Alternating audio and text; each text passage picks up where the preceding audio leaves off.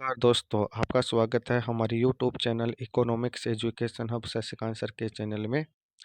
आज हम बात करेंगे राजस्थान जीके के एक नए टॉपिक के बारे में, जिसका नाम है राजस्थान के इतिहास के प्राचीन स्रोत।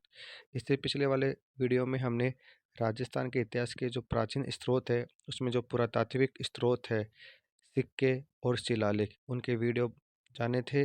इस वीडियो में हम ताम्रपत्र के बारे में जानेंगे कि ताम्रपत्र क्या है और कौन कौन से ताम्रपत्र है, उनके बारे में हम चर्चा करेंगे। तो वीडियो स्टार्ट करते हैं। ताम्रपत्र ताम्रपत्र का जो सामान्य परिचय है वो हम जानते हैं। ताम्रपत्र भूमि दान से जुड़े हैं। जब किसी शासक द्वारा अपने सामंती या अधिकारी या भिक्षु आदि को भूमि दी जाती थी तो इसका उल्लेख ताम्रपत्र में सनद के रूप में किया जाता था। इसमें अनुदानकर्ता का नाम, अनुदान देने का कारण, भूमि का विवरण, समय, दानकर्ता का नाम, आर्थिक, राजा की वंशावली, राजनीतिक धार्मिक मान्यताओं, भूमि माप इकाइयों के बारे में जानकारी शामिल है। भारत में सबसे पहले सातवाहन शासकों ने बौद्ध भिक्षुओं को भूमि देने की प्रथा शुरू की थी। तो ध्यान देना दोस्तों कि भारत में सबसे पहले भूमि देने की प्रथा सातवाहन शासकों ने की थी, बौद्ध भिक्षुओं को दी थी।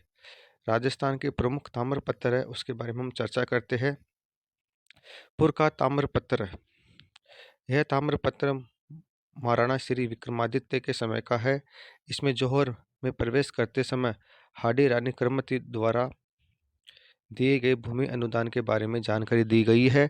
यह ताम्रपत्र जौहर की प्रथा पर प्रकाश डालता है और चित्तौड़ के दूसरे साके का सटीक समय निर्धारित करता है। तो इस प्रकार हमने पुर के ताम्रपत्र के बारे में जानकारी प्राप्त की। अब हम जानते हैं दुल्हे के दानपत्र।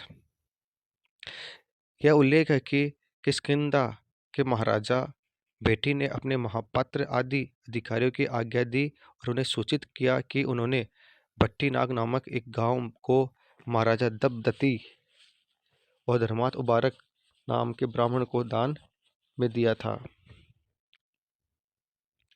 अब हम जानते हैं अगले ताम्रपत्र के बारे में, जिसका नाम ब्रोच गुजर ताम्रपत्र। इसमें सप्त सिंधु भारत से लेकर गंगा कावेरी तक के गुर्जर वंश के अभियान का वर्णन है। इस ताम्रपत्र के आधार पर कनिंघम ने राजपूतों को कुषाणों की यू एची जाति माना है। तो ध्यान देना दोस्तों, ये प्रश्न बहुत इंपॉर्टेंट है कि किस ताम्रपत्र के आधार पर कनिंघम ने राजपूतों को कुषाणों की यू एची जाति माना है। तो इसका आंसर होगा बौद्ध ब्रोच गुजर ताम्रपत्र के आधार पर। या किस ब्रोच गुजर ताम्रपत्र में राजपूतों को कुषाणों की यू एच जाति माना है। अब है चकली ताम्रपत्र। यह किसानों से एकत्र किए जाने वाले विविध लाग बागों को दर्शाता है। इसमें पटेल, सुतार और ब्राह्मण द्वारा खेती का वर्णन है। अगला है ताम्रपत्र कोगा खेड़ी खेड़ी मेवाड़ का ताम्रपत्र। यह ताम्रपत्र कोगा खेड़ी गांव की है, जिसमें महाराणा संग्राम सिंह द्वितीय ने दिनकर भट्ट को रणस्य संविधान में दिया था। गांव पीपली मेवाड़ का ताम्रपत्र। यह ताम्रपत्र महाराणा प्रताप सिंह के समय का है। इसमें स्पष्ट है कि हल्दी घाटी के युद्ध के बाद महाराणा ने मध्य मेवाड़ के क्षेत्र में लोगों को बसाने का काम शुरू किया। युद्ध के समय जिन लोगों को नुकसान उठाना पड़ा था, उन्हें कभी कभार मदद दी जाती थी। अब एक खिटखेड़ी प्रतापगढ़ का ताम्रपत्र। यह खिटखेड़ी गांव के भट्ट विश्वनाथ को दान देने के संबंध में है। यह राजमाता चौहान द्वारा निर्मित गोवर्धन आजी के मंदिर की प्रतिष्ठा के समय दिया गया था। कुल पुरोहित का दान पत्र। इसमें कुल पुरोहित के सम्मान को बन, इसमें कुल पुरोहित के सम्मान को बनाए रखने और शुभ अवसर के नेगों का उल्लेख है। बेड़वास का ताम्रपत्र। यह ताम्रपत्र उदयपुर बसाने के संवत 1616 की पुष्टि पर प्रकाश डालता है। लावा गांव का ताम्रपत्र। यह उल्लेख है कि महाराणा उदय सिंह ने ब्राह्मण भोला को आदेश दिया कि वह भविष्य की लड़कियों के अवसर पर मापा नहीं लेंगे।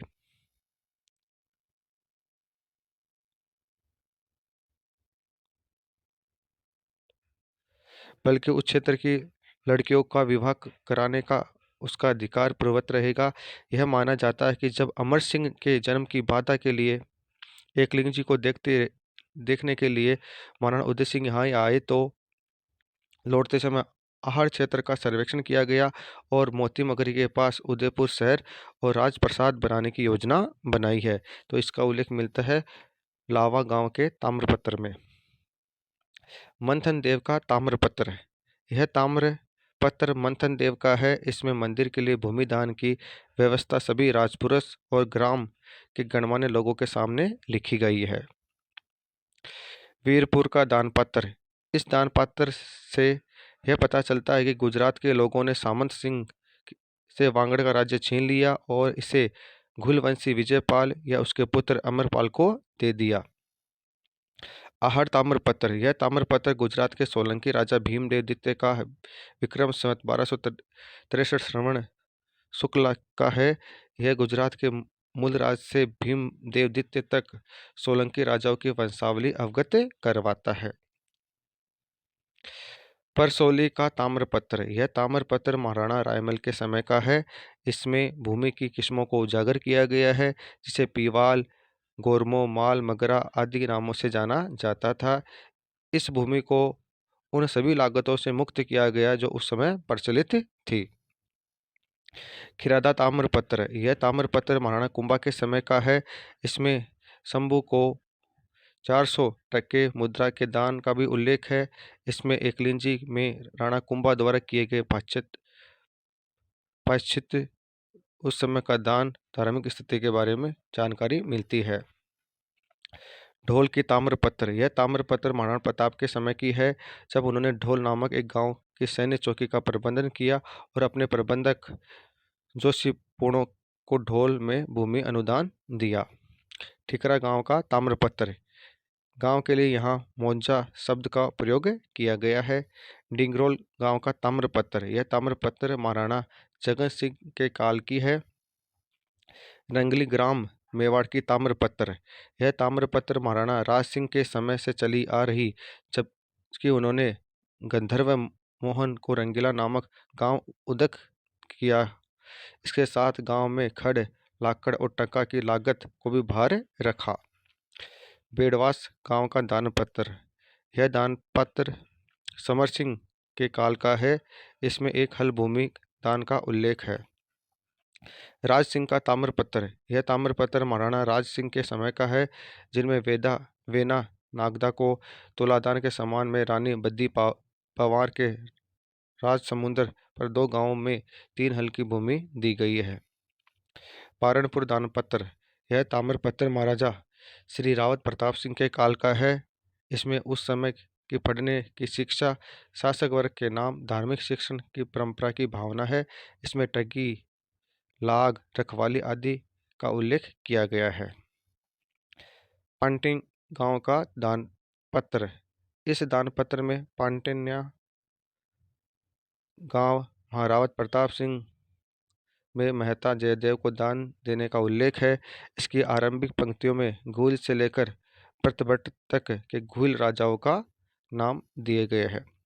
सकेड़ी की ताम्रपात्र। यह ताम्रपात्र महारावत गोपाल सिंह के काल का है। इसमें लागत विलागत के साथ कथकावल नामक कर का उल्लेख किया गया है। बेंगू का ताम्रपत्र। यह ताम्रपत्र महाराणा संग्राम सिंह के समय की है। बखेड़ी का ताम्रपत्र। यह ताम्रपत्र महारावत गोपाल सिंह के समय से चली आ रही है, जिनमें खाना के बारे में बताया जाता है कि उन्होंने लाख पसाव में वरखेदी गांव और लखना की लागत दी थी। इसमें दिए गए लाख पसाव और लखना की लागत बहुत मायने रखती है। प्रतापगढ़ की ताम्रपात्र। यह ताम्रपात्र महारावत सामंत सिंह के समय की है, जिसमें राज्य में लगे ब्राह्मणों पर टंकी को हटाने का उल्लेख है। ग्रामगढ़ बोर्ड का ताम्रपात्र। यह ताम्रपात्र महाराणा श्री संग्राम सिंह के समय का है। यह उल्लेख करना महत्वपूर्ण है कि मंदिरों के साथ सदाव्रत की व्यवस्था और ढोली की खरीद नहीं की जाती थी। बांसवाड़े के 2 दानपत्र। यह दोनों दानपत्र महारावल पृथ्वी सिंह के समय के हैं।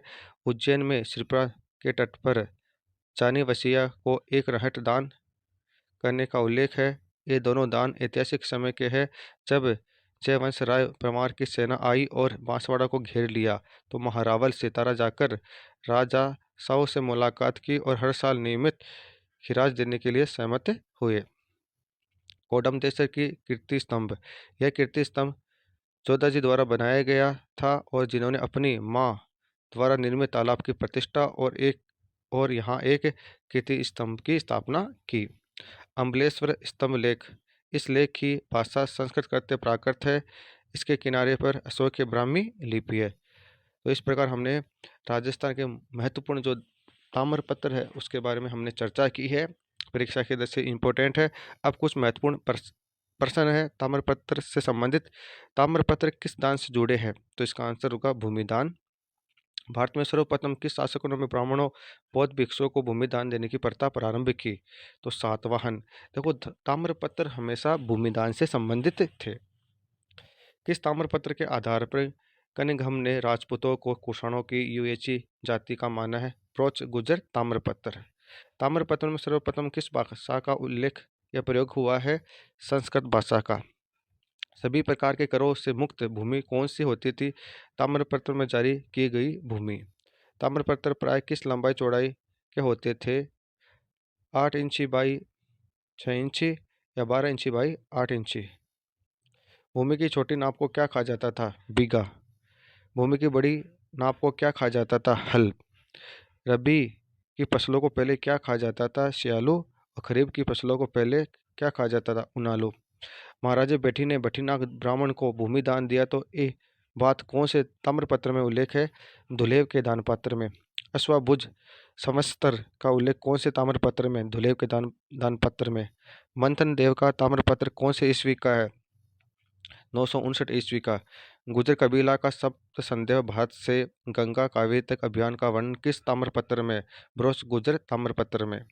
गुजरात वासियों ने सामंत सिंह से वांगड़ राज्य छीनकर गुहिल वंश से विजयपाल या उसके पुत्र अमरपाल को दे दिया। ये बात कौन से ताम्रपत्र में बताई गई है? तो इसका आंसर होगा वीरपुर के दानपत्र से। हर ताम्रपत्र किस गुजरात के सोलंकी राजा से संबंधित है? इसका आंसर होगा भीमदेव द्वितीय। खेरादा ताम्रपत्र किस राजा से संबंधित है? महाराणा कुंभा। शंभू को 400 टका दान महाराणा कुंभा द्वारा दिया गया। ये बात कौन से ताम्रपत्र में उल्लेख है? खेरादा ताम्रपत्र में। पारसोली का ताम्रपत्र किस राजा से संबंधित है? इसका आंसर होगा महाराणा रायमल। पीवल, गोरमो, माल, मगरा किस से संबंधित है? भूमि। ये प्रश्न बहुत अच्छा है, कभी कभी प्रश्न पूछ लेते हैं। पीवल है, गोरमो है, माल है, मगरा, ये शब्द किस से संबंधित है? तो इसका आंसर होगा भूमि। विविध लाग बागों का उल्लेख कौन से ताम्रपत्र में किया गया है? चिकली ताम्रपत्र में। पूर्व ताम्रपत्र किस राजा से संबंधित है? महाराणा श्री विक्रमादित्य। हाडी रानी कर्मावती द्वारा जौहर के समय दिए गए अनुदान का उल्लेख कौन से ताम्रपत्र में है? पूर्व ताम्रपत्र में। जौहर पता कौन से ताम्रपत्र से चलता है? पूर्व ताम्रपत्र से। चित्तौड़ के द्वितीय शाक्य के ठीक समय का पता कौन से ताम्रपत्र से पता चलता है? पूर्व ताम्रपत्र से। ढोल ताम्रपत्र किस शासक के समय का था? महाराणा प्रताप के समय का। हल्दी घाटी के युद्ध के समय जोशीपुरों को कौन सा गांव दान में दिया जो युद्ध के समय महत्वपूर्ण साबित हुआ? ढोल गांव। तो इस प्रकार हमने पुरातात्विक स्रोतों के बारे में जाना जिसमें ताम्रपत्र के बारे में हमने चर्चा की है। अब हम जानते हैं पुरा लेखागारीय स्रोत क्या है, इसके बारे में जानते हैं। तो हकीकत बही जिसमें राजा की दिनचर्या का उल्लेख होता था। हुकूमत बही जिसमें राजा के आदेशों की नकल होती। कमठाना बही जिसमें भवन और दुर्ग निर्माण के संबंधी जानकारी होती। खरीता बही जिसमें पत्राचारों का वर्णन होता। राज्य अभिलेखागार बीकानेर में उपयुक्त बहियाँ संग्रहित है। मतलब 4 प्रकार की बही होती थी उस समय। हकीकत बही, हुकूमत बही, कमठाना बही और खराती बही। राष्ट्रीय पुरालेख विभाग दिल्ली में है। कमठा लाग भी है, कमठा टैक्स भी होता था। तो इस प्रकार हमने पुरालेखागारीय स्रोतों के बारे में जाना है। अब हम जानते हैं राजस्थानी साहित्यिक स्रोतों के बारे में। राजस्थानी साहित्य राजस्थानी साहित्यों में इतिहास से संबंध कृतियाँ गद्य और पद्य दोनों में लिखी गई है। ऐतिहासिक गद्य कृतियों में ख्यात, बात, विगत, वंशावली, हाल, हकीकत, बही आदि प्रमुख है। राजस्थानी पद्य कृतियों में रासो, विलास, रूपक, प्रकाश, वचनिका, वेली, जमाल, झूलना, दुआ, छंद आदि शामिल है। तो ध्यान देना दोस्तों कि गद्य में तो ख्यात, बात, विगत, वंशावली, हाल, हकीकत, बही आदि आते हैं, जबकि पद्य में रासो, विलास, रूपक, प्रकाश, वचनिका, वेली, झमाल, झुलका, दुआ, छंद आते हैं। तो कभी कभी ऐसा प्रश्न पूछ लेते हैं कि इनमें से गद्य कौन सा है, तो 3 पद्य दे देंगे, एक गद्य दे देगा, तो वो छांटना पड़ेगा। तो अब हम जानते हैं कुछ राजस्थानी साहित्य और उसके निर्माणकर्ता या साहित्यकार। पिसलदेव रासो जो लिखी थी नरपति नाहल ने। पृथ्वीराज रासो जिसके साहित्यकार थे चंद्र बरदाई। हमीर रासो जो लिखी थी जोधराज और सारंगधर ने। संगंत रासो जो लिखी थी गिरधर आसिया ने। बिलिकृष्ण रुक्मणी जो कि लिखी थी पृथ्वीराज राठौड़ ने। अचलदास खिचरी वचनिका जो लिखी थी शिवदास गार्डन ने। पाथल और पित्थल लिखी थी कन्हैयालाल सेठिया ने। कानड़ देव प्रबंध ये लिखी थी पद्मनाभ ने। धरती दोहरारी ये लिखी थी कन्हैयालाल सेठिया ने। लीलटास लिखी थी कन्हैयालाल सेठिया ने। रूठी रानी चेतावनी राज चुंगटिया ये लिखी थी केसरी सिंह बाहट ने। राजस्थानी कहावता ये लिखी थी मुरलीधर व्यास ने। राजस्थानी शब्दकोश ये लिखी थी सीताराम लालस ने। मारवाड़ रे प्रगनारी विगत ये लिखी थी मोहम्मद नैणसी ने। नैणश्री ख्यात ये भी लिखी थी मुहणोत नैणसी ने। तो इस प्रकार ये राजस्थानी साहित्य है। तो राजस्थानी साहित्य से संबंधित प्रश्न पूछा जाता है, तो ये इम्पोर्टेंट है। अब हम जानते हैं संस्कृत साहित्य जो लिखी थी संस्कृत साहित्य हमीर महाकाव्य जो लिखी थी नैनचंद सूरी ने। पृथ्वीराज विजय जो लिखी थी जयनायक ने। हमीर मध्यमर्धन ये लिखी थी जयसिंह सूरी ने। वंश भास्कर छंद मयूख ये लिखी थी सूर्यमल मिश्र ने। नृत्य रत्न कोश ये लिखी थी राणा कुंभा ने। कुवलय माला ये लिखी थी उदोतन सूरी ने। भाषा भूषण ये लिखी थी जसवंत सिंह ने। ललित विगर राज ये लिखी थी कवि सोमदेव ने। एकलिंग महामध्यम्य ये लिखी थी कांची व्यास ने। तो इस प्रकार हमने ये संस्कृत साहित्य जाने। अब हम जानते फारसी साहित्य ये लिखी थी मिमता उल पुतवे अमीर खुसरो ने। खजानुल उल फतवे ये लिखी थी अमीर खुसरो ने। चचनामा ये लिखी थी अली अहमद ने। तुझके बाबरी या बाबरनामा ये लिखी थी बाबर ने। वाकया ये राजपूताना ये लिखी थी मुंशी ज्वाला शाह ने। हुमायूनामा ये लिखी थी गुलबदन बेगम ने। अकबरनामा या आईन अकबरी ये लिखी थी अबुल फजल ने। तुझके झांगरी ये लिखी थी जहांगीर ने। और तारीख है राजस्थान ये लिखी थी कालीराम कायस ने। तो इस प्रकार आज हमने राजस्थान के इतिहास के प्राचीन स्रोतों के बारे में जाना, और इस वीडियो में हमने ताम्रपत्र, पुरालेखागारीय स्रोत और साहित्यिक स्रोतों के बारे में जाना है। तो इस प्रकार अगर आज का वीडियो हमारा अच्छा लगा तो हमारे चैनल को सब्सक्राइब कीजिए, अधिक से अधिक शेयर कीजिए, लाइक कीजिए, कमेंट कीजिए। धन्यवाद।